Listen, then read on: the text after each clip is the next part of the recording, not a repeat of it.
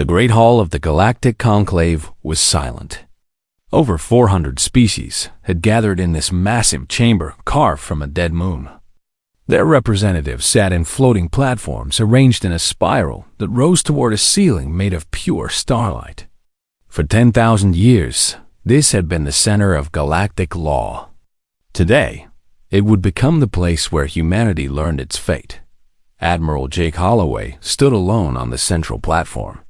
He wore his dress uniform, blue and gold, with medals from 3 colonial wars.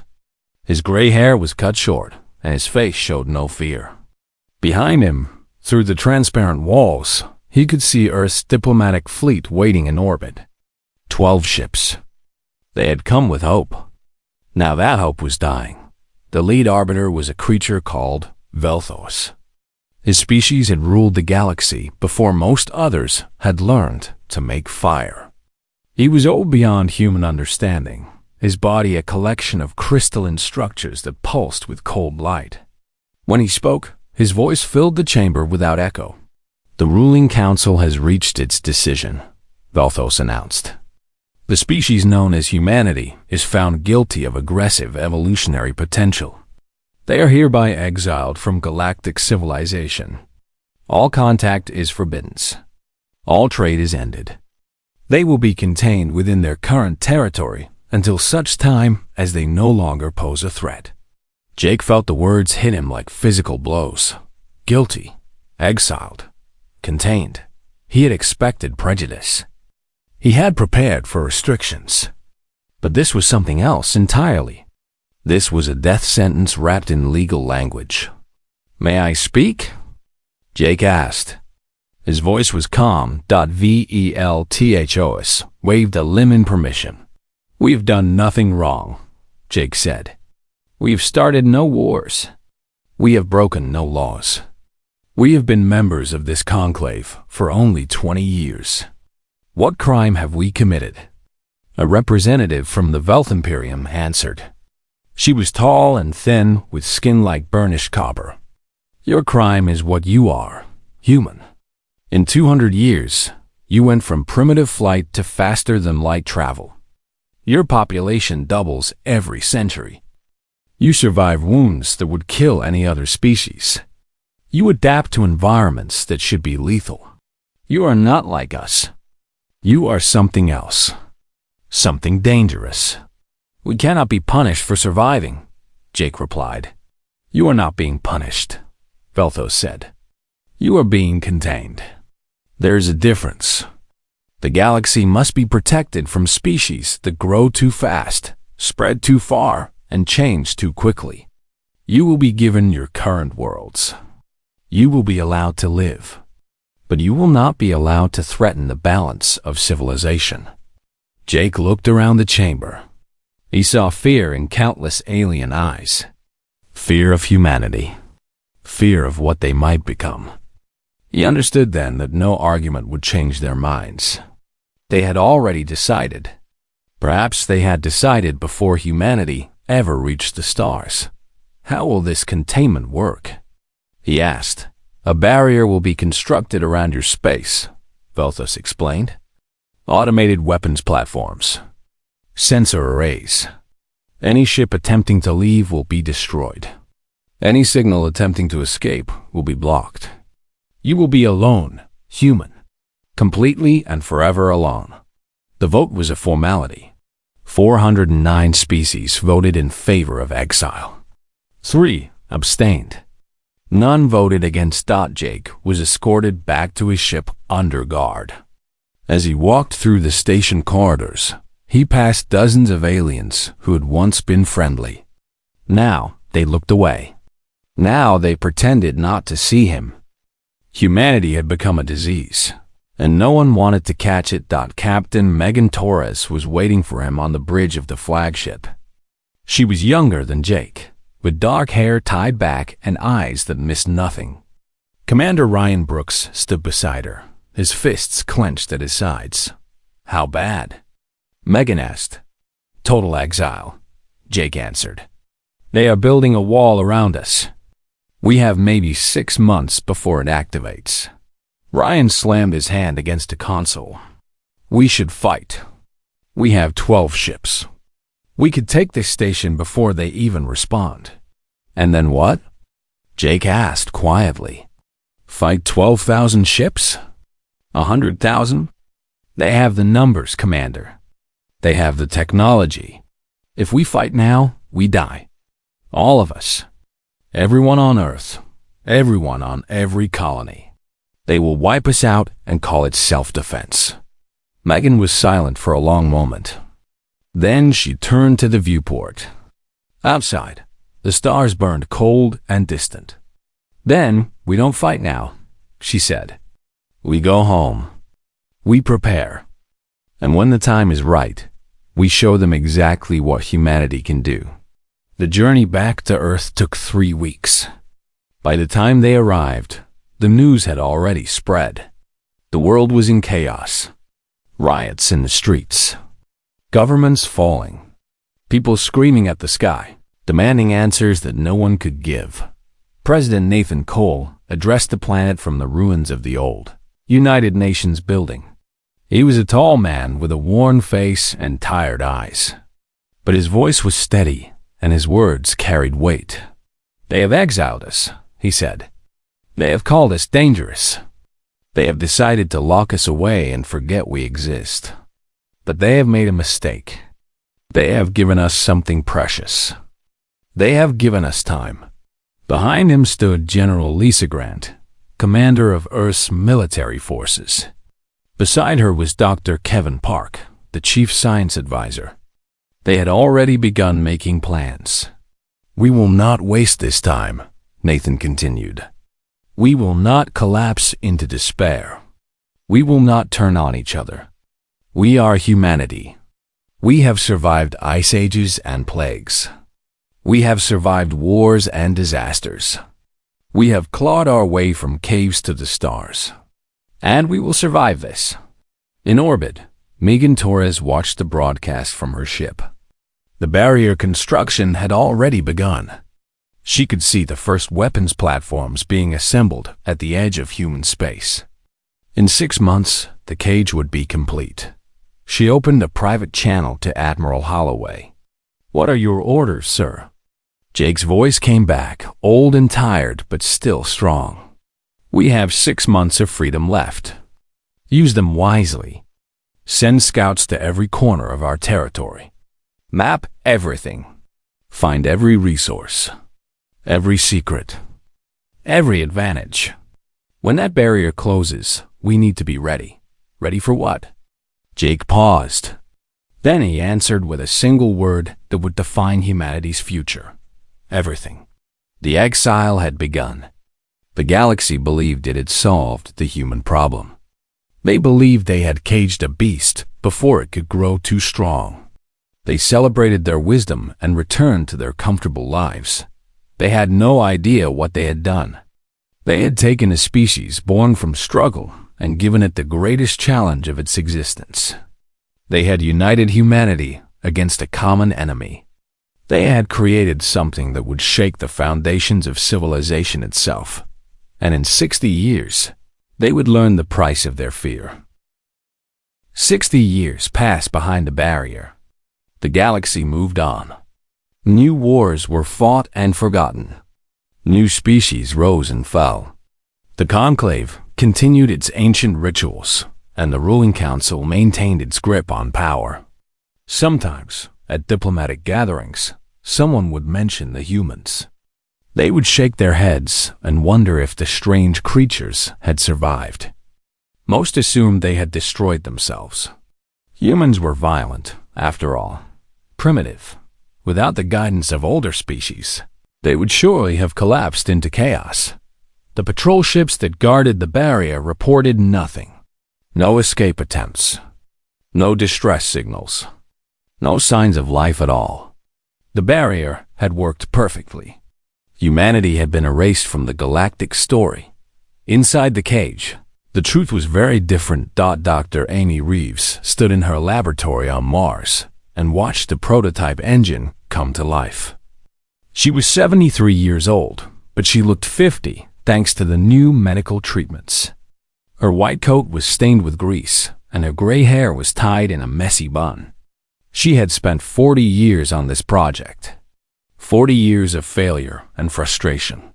And now, finally, success. The engine did not move through space. It folded space around itself. One moment, a small probe sat on the testing platform. The next moment, it was gone. Not destroyed. Not damaged. Simply gone. It reappeared 3 seconds later on the far side of the solar system. "We did it," whispered her assistant, a young man named Derek Simmons. "We actually did it." Amy nodded slowly. "Send a message to Earth. Tell them the cage just became meaningless. The quantum fold drive changed everything. Ships equipped with this technology could bypass the barrier entirely. They could go anywhere in the galaxy without being detected. But humanity did not rush out to seek revenge. They had learned patience in their prison. They had learned to plan. President Nathan Cole had died 20 years after the exile. His successor, President Maria Santos, continued his vision. She created the Long Project, a secret initiative to prepare humanity for its return to the galaxy. Every resource was directed toward this goal. Every mind worked toward this purpose. Derek Simmons became the greatest engineer humanity had ever produced.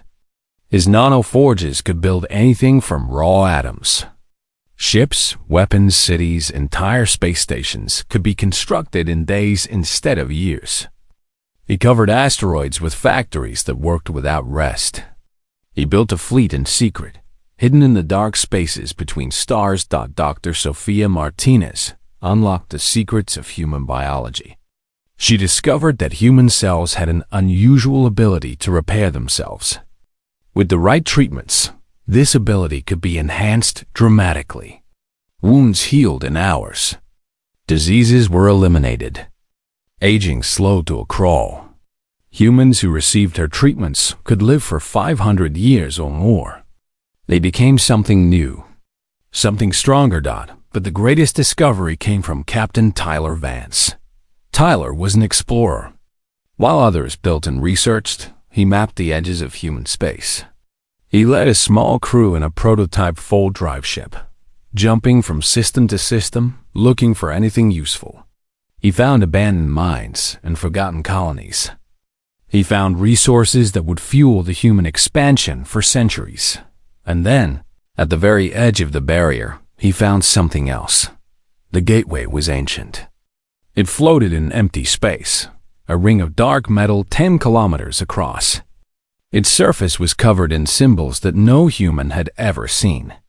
Scanners showed that it was still active, still powered by an energy source that defied understanding. "What is it?" asked his navigator, a woman named Kelly Porter. Tyler stared at the gateway for a long moment. "I think it is a door," he said, "and I think it has been waiting for someone to open it." They activated the gateway 3 weeks later. When they flew through, they found themselves in a place that should not exist. A vast network of tunnels through space itself, connecting points across the galaxy that were thousands of light years apart. And at the center of this network, they found the remains of a civilization. The precursors had died millions of years ago. No one knew their name or their face, but they had left behind their technology. Ships that could cross the galaxy in hours. Weapons that could crack planets. Devices that could manipulate matter at the quantum level. All of it waiting, preserved, ready to be used. Tyler sent his report to Admiral Megan Torres. She was old now, over 90, but her mind was still sharp.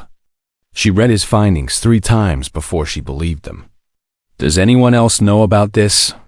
she asked through the secure channel. "No, Admiral. We have kept it completely secret."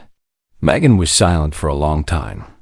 Then she gave the order that would shape humanity's future. Begin recovery operations. Take everything. Study everything. Tell no one outside the project. For the next 30 years, humanity reverse-engineered precursor technology. They did not understand all of it. Some devices were too advanced, too alien for human minds to grasp. But they understood enough. They learned how to build shields that could stop any weapon. They learned how to create power sources that never ran out. They learned how to make their ships invisible to any sensor. The first new warship was named the Resolute. It was not large by galactic standards, but it was fast, powerful, and nearly impossible to destroy. Its captain was a young officer named Noah Briggs, grandson of a woman who had watched the barrier activate 60 years ago. Admiral Megan Torres visited the Resolute on the day of its launch. She was carried in a floating chair now, too weak to walk, but her eyes still burned with purpose. "You will lead us back," she told Noah. "You will show them what we have become." Noah stood at attention. "What are your orders, Admiral?" Megan smiled. It was a cold smile, patient and calculating. "For now, we wait. We build more ships. We train more crews. We prepare. And when we have enough strength, we will open that barrier ourselves. Not with weapons. With silence. We will simply turn it off, and we will walk back into the galaxy as if we never left." The barrier fell on the 60-year anniversary of the exile. Every weapons platform, every sensor, every automated defense simply stopped working. The galaxy's greatest engineers studied the wreckage for months. They never figured out how it was done. By then, it did not matter. Humanity had returned, and everything was about to change. Ambassador Chris Lawson had waited his entire life for this moment.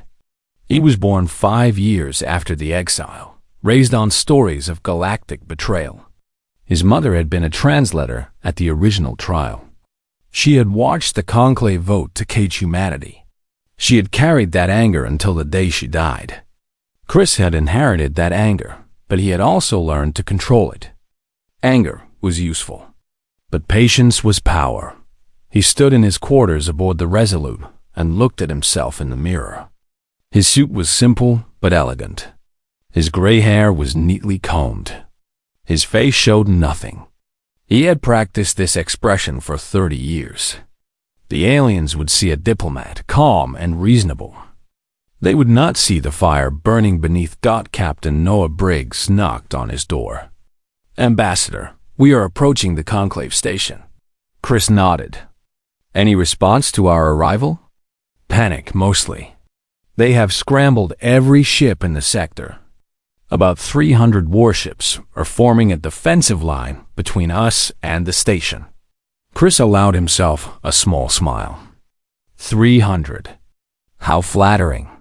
The conclave had not believed the first reports. When patrol ships disappeared near the fallen barrier, they assumed it was a malfunction. When survivors reported seeing a human vessel, they assumed it was a trick. Humans could not have survived 60 years of isolation. Humans could not have disabled the barrier. It was impossible, but the Resolute was very real. It hung in space like a predator waiting to strike, its dark hull absorbing sensor beams, its engines humming with power that the conclave could not understand. Commander Ashley Morgan stood on the bridge beside Captain Briggs, watching the alien fleet form up. "They are hailing us," she reported, demanding that we stand down and prepare to be boarded. Noah laughed softly.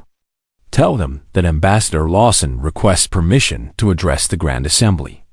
Tell them that humanity has come to talk, not to fight." The message was sent. For 3 hours, there was no response. The alien fleet circled the Resolute, scanning it with every instrument they had. They found nothing useful. The human ship was a mystery wrapped in silence. Finally, the response came. Permission was granted. 1 ship, 1 ambassador. No weapons. Chris Lawson boarded a small shuttle and flew through the alien formation alone. He felt their sensors crawling over his vessel like insects. He felt their fear and their confusion. Good. Let them be afraid. Let them wonder what else humanity had learned in the darkness. The conclave station had not changed. The same spiral of platforms rose toward the same ceiling of stars. The same 400 species watched from their floating seats. The same lead arbiter Velthos presided over the assembly. He was older now, his crystalline body dimmer than before, but his voice still filled the chamber without echo. "The exile has returned," Velthos announced. "Against all law, against all expectation. Explain yourself, human." Chris walked to the central platform. He stood exactly where Admiral Jake Holloway had stood 60 years ago. He looked up at the assembled aliens and saw the same fear in their eyes. But now that fear was deeper. Now it was touched with something else, uncertainty. 60 years ago, you judged us guilty of being what we are, Chris said. His voice was calm and clear. You locked us away because you feared what we might become. You expected us to die in our cage. You expected us to tear ourselves apart. You were wrong. Murmurs rippled through the assembly. Velthos raised a limb for silence. We did not come here for revenge, Chris continued. We could have. When your barrier fell, we could have sent a fleet to burn the station to ash. We could have destroyed your patrol ships instead of simply disabling them. We chose not to. We chose to return as we left, with words instead of weapons. A representative from the Velth Imperium stood. It was not the same one who had spoken at the trial. That one had died decades ago. But the fear was the same. How did you disable the barrier? How did you develop technology that our sensors cannot read? What have you become? Chris smiled. We became exactly what you feared. We adapted. We evolved. We survived. And now we are stronger than you ever imagined. The chamber erupted in chaos. Hundreds of aliens shouting, demanding answers, demanding action. Velthos called for order again and again, but the panic was too great. These species had ruled the galaxy for 10,000 years. They had never faced a challenge they could not control. Now they faced humanity, and they had no idea what to do. When the noise finally died down, a young alien named Veth rose from the ruling council's platform. He was of the same species as Velthos, but smaller, less certain. He had been raised on stories of human danger, taught to fear the caged beast beyond the barrier. Now that beast stood before him, patient and smiling. What do you want? Veth asked. His voice trembled slightly. If not revenge, then what? Chris turned to face him directly. We want to renegotiate our place in the galaxy. We want trade routes reopened. We want communication restored. We want to be treated as equals, not as prisoners. And if we refuse... Chris was silent for a moment. Then he reached into his pocket and produced a small device. He pressed a button and every light in the station flickered. Every console went dark. Every system froze. The aliens gasped and screamed, convinced that the humans were attacking. Then everything came back online. Normal, undamaged. Just a demonstration. If you refuse, Chris said quietly, we will not beg. We will not threaten. We will simply leave. And we will build our own civilization beyond your borders. You will never know where we are. You will never know what we are doing. You will spend the rest of your existence wondering when we might return and what we might want. He paused to let the words sink in. Or you can accept us as partners. You can share in what we have learned. You can benefit from our technology, our medicine, our knowledge. The choice is yours. But I suggest you choose wisely. Velthos stared at the human for a long moment. His ancient mind processed what he had seen and heard. He understood, perhaps for the first time, the magnitude of the mistake the Conclave had made. They had created an enemy where there might have been a friend. They had forged in isolation a power that now could not be controlled. We will consider your proposal, Velthos said finally. But we will need proof of your intentions. We will need guarantees. Chris nodded. You will have them. In 3 days, Admiral Grace Holloway will arrive with a delegation. She will answer your questions. She will show you what we have built. And then you will decide the future of this galaxy. He turned and walked toward the exit. No one tried to stop him. No one dared dot as his shuttle flew back to the Resolute. Chris allowed himself a moment of satisfaction. The first step was complete. Humanity had announced its return. Now came the harder work of building a new relationship with species that had once tried to bury them. But if that failed, humanity had other plans. Plans that the galaxy was not yet ready to see. The Conclave did not choose peace. Perhaps they could not. 10,000 years of rule had taught them one lesson above all others. Power was everything. Any species that threatened their power had to be destroyed. Admiral Grace Holloway received the declaration of war on the bridge of her flagship, the Defiance. She was 62 years old, the daughter of Jake Holloway, the man who had stood before the Conclave and heard humanity's death sentence. She had been raised on stories of exile. She had trained her whole life for this moment. How many ships? She asked calmly. Her tactical officer, a young man named Sam Tucker, checked his readings twice before answering. 12,000 confirmed, Admiral. Ships from 200 species. The combined fleet. It is the largest military force ever assembled in galactic history. Grace nodded slowly. Behind her stood Dr. Ethan Reeves, grandson of Amy Reeves, the woman who had invented the fold drive. Beside him was General Marcus Webb, commander of humanity's ground forces. Ambassador Chris Lawson waited in the back. His diplomatic mission now failed. They chose poorly, Grace said. Signal the fleet. We moved to intercept at Nexus Point. The human fleet consisted of 47 ships. Each one was built with precursor technology, crewed by soldiers who had trained for decades, commanded by officers who had studied every alien tactic ever recorded. They were outnumbered more than 200 to 1. It did not matter. Captain Emma Collins commanded the Vanguard. Her ship, the Swift, was the fastest in the fleet. She had been born on Mars, raised in the hidden shipyards, taught from childhood that one day humanity would return to claim its place among the stars. Now that day had come. Enemy fleet in range, her navigator reported. They are deploying in standard formation. Heavy ships in front, support craft behind. Exactly what we expected. Emma smiled grimly. They have no idea what is coming. Signal all ships. Execute Patton Omega. The Battle of Nexus Point began with silence. The human ships simply vanished. One moment they were there, facing the alien armada. The next moment, empty space. The combined fleet commanders hesitated, confused. Their sensors showed nothing. Their weapons had no targets. Then the humans reappeared, not in front of the fleet, but inside it. 47 ships materializing in the gaps between enemy vessels, striking before shields could be raised, before weapons could be aimed. The Swift tore through a battleship 3 times its size, its weapons cutting through alien armor like paper. The Defiance disabled 6 cruisers in a single pass, but the humans did not kill. That was the most terrifying part.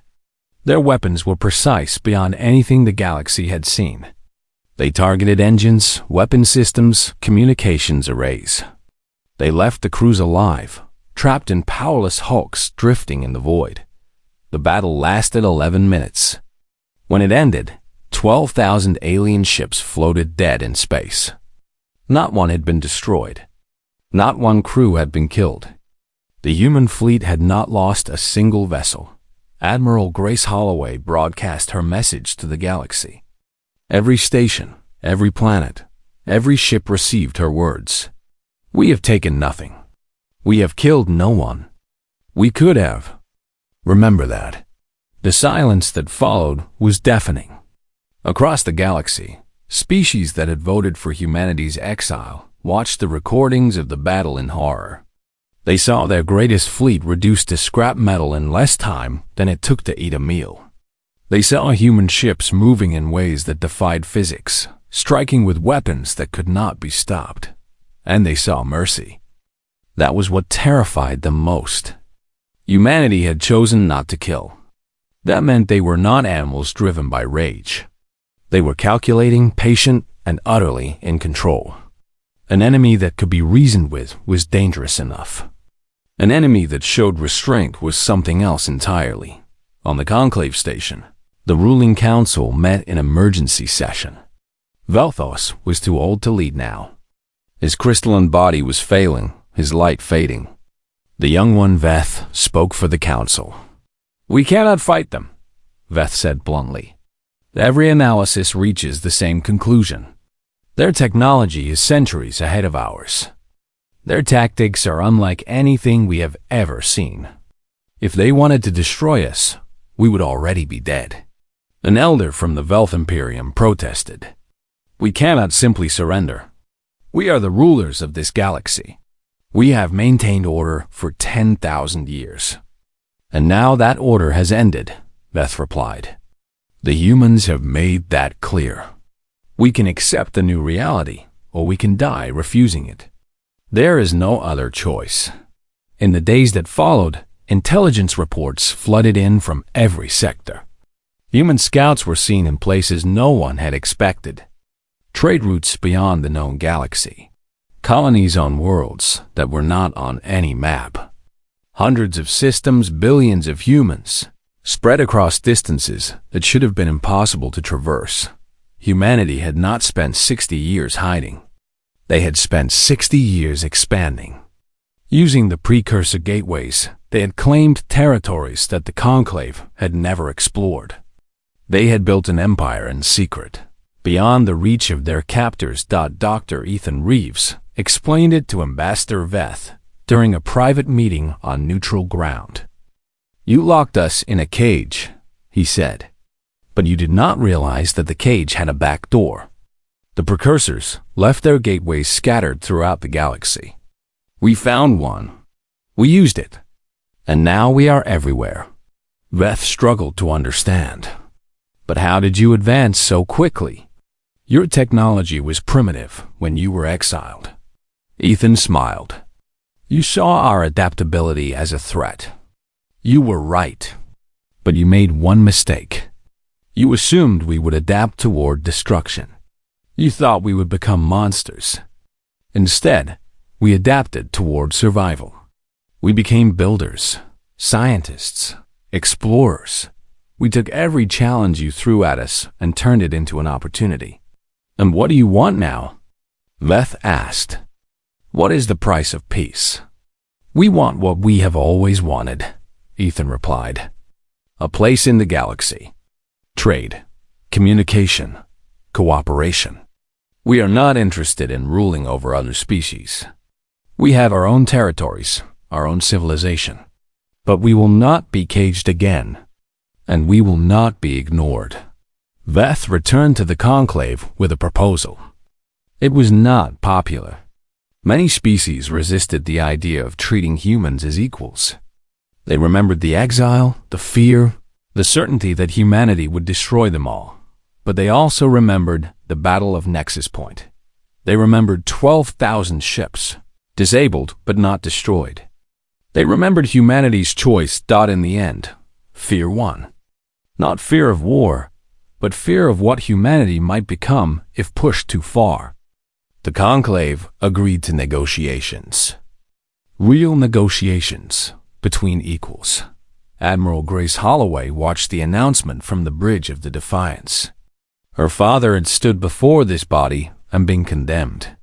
Now she stood in the same place, and they bowed to her. "Is it over?" Sam Tucker asked. Grace shook her head. "It is just beginning. The hard work starts now. We have to build something new, something that includes all species. And we have to do it without becoming what they feared." She turned to look at the stars. Somewhere out there, humanity was waiting.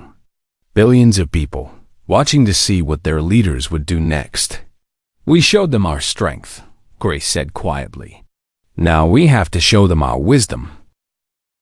3 years had passed since the Battle of Nexus Point. 3 years of negotiations, compromises, and slow transformation. The Galactic Conclave, the ancient body that had ruled the stars for 10,000 years, had finally dissolved. In its place rose something new, something that no one had expected. The Commonwealth Alliance held its first official assembly on the anniversary of humanity's return. The location was symbolic, a new station built in neutral space, designed by human engineers and constructed by 100 different species working together. Its halls were wide enough for the largest beings and small enough for the tiniest. Its air was filtered to accommodate every breathing requirement. Its lighting shifted to match the needs of each visitor. President Daniel Cruz stood at the central podium. He was humanity's first Chancellor of the Commonwealth, elected by a council that included representatives from every member species. His hair was gray now, his face lined with the stress of building something no one had ever attempted. But his voice was strong, and his words carried to every corner of the great chamber. We gathered today not as rulers and subjects, he said, not as jailers and prisoners. We gather as equals, united by a shared belief that the future can be better than the past. In the gallery above, Admiral Grace Holloway sat with the people who had made this moment possible. Captain Noah Briggs was there, retired now but still sharp-eyed. Ambassador Chris Lawson had traded his diplomat suit for simpler clothes. Dr. Sophia Martinez attended via hologram, her body too frail for travel despite her own life extension treatments. She was over 150 years old, one of the last survivors of the exile generation. They are applauding, Grace observed quietly. I never thought I would see this. Chris nodded slowly. Neither did they. Most of these species spent their entire histories being told that humans were monsters. Now they are clapping for a human leader. It will take generations before that fear truly fades. If it ever does, Noah added. Below them, Daniel continued his speech. He spoke of the new laws that would govern the Commonwealth. Merit would determine rank, not age or species. Trade would flow freely, with no barriers or restrictions. Technology would be shared, lifting all species toward a better future. And military force would be used only in defense, never in conquest. The applause grew louder. Species that had once voted for humanity's exile now cheered for humanity's vision. It was strange and wonderful and slightly terrifying. When the ceremony ended, Grace made her way through the crowds to a small observation deck. She stood alone at the window, watching ships from 100 worlds come and go. Each one represented a species that had chosen to join the Commonwealth. Each one was a victory over fear. General Marcus Webb found her there. He was old now, his military uniform hanging loose on his thin frame. But his eyes still held the fire that had carried humanity through the darkest years. Regretting your retirement? He asked. Grace shook her head. No, this is not my world anymore. This is for the young ones. The ones who do not remember the exile. The ones who can look at an alien and see a partner instead of an enemy. Marcus stood beside her, looking out at the stars. Do you think it will last? This peace? I do not know, Grace admitted. Humans have a talent for making enemies. And some of these species still do not trust us.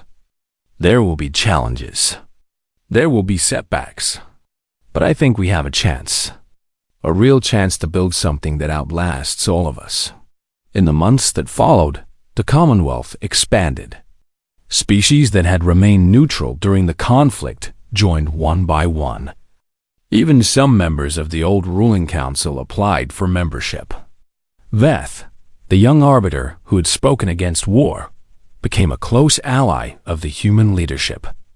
He studied human history, trying to understand how a species can endure so much and still choose mercy. "Your people were enslaved," he said to Chris Lawson during a private dinner. "You fought civil wars over basic rights. You nearly destroyed your own planet. And yet you did not seek revenge when you had the power to take it. I do not understand." Chris poured himself a glass of water. "We considered it," he admitted. "There were many voices calling for blood. Many who wanted to make the galaxy pay for what was done to us. But we had learned something in our exile. Revenge is easy. Building is hard. And building lasts longer."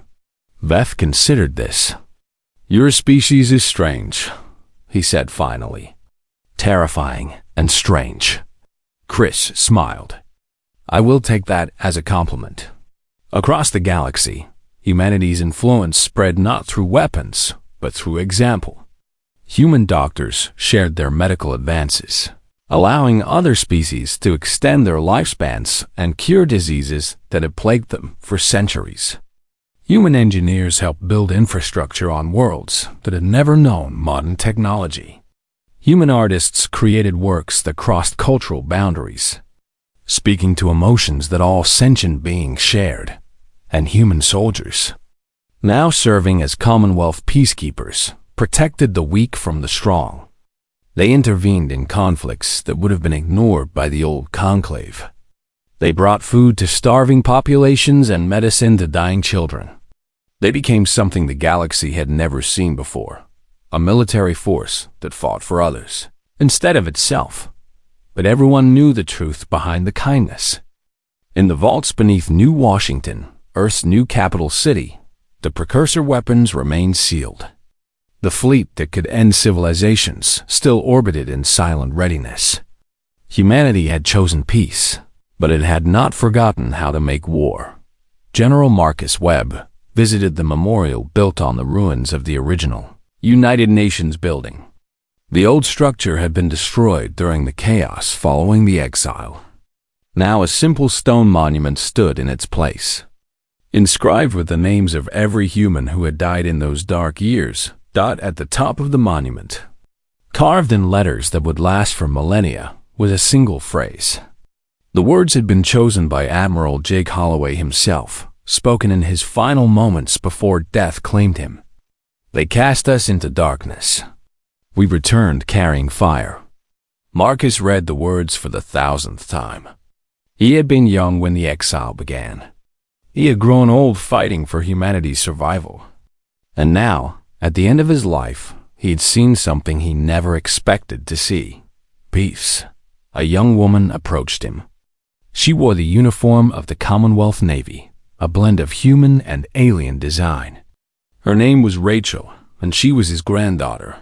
"Grandfather," she said, "the ceremony is about to begin. They are honoring the founders of the Commonwealth." Marcus smiled. "Go ahead. I will be there soon." Rachel hesitated. "Are you all right?" "I am old," Marcus said, "and tired. But I am also happy. We did what we set out to do. We survived. We came back. And we built something worth keeping." He looked up at the sky, where ships from 100 worlds traced lines of light across the heavens. Somewhere up there, human children were playing with alien children, learning each other's languages, sharing each other's dreams. The hatred of the past was fading, replaced by something new. "They feared us," Marcus said quietly. "They were right to fear us. But they were wrong about what we would do with our power. We are not destroyers. We are builders. And this galaxy is just the beginning." He turned and walked slowly toward the ceremony. Behind him, the memorial stood silent in the fading light. Its message remained, carved in stone for future generations to read. Humanity had been cast into darkness. It had returned carrying fire, and it had used that fire not to burn, but to light the way forward. The exile was over. The new order had begun, and the galaxy would never be the same.